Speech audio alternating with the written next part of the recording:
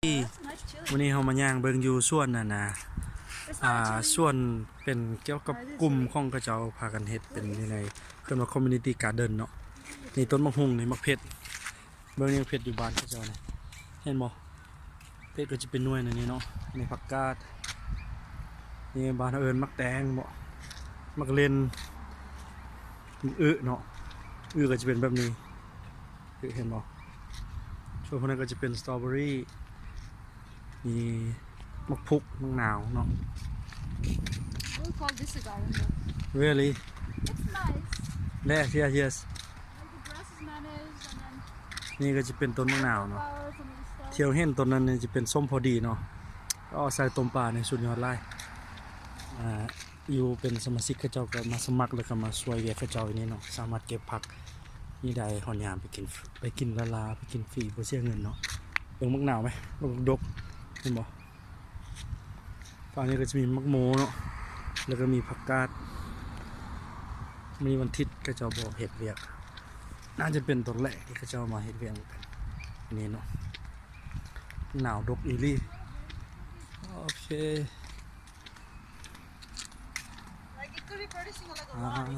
ขอบใจบ๊ายบายเบิ่งคลิปต่อไปเนาะเขาย่างมาโซนนี้เนาะจากส่วนพุ่นเกิดจะมีมะเนาะเป็นมะเนาะส่วนมะ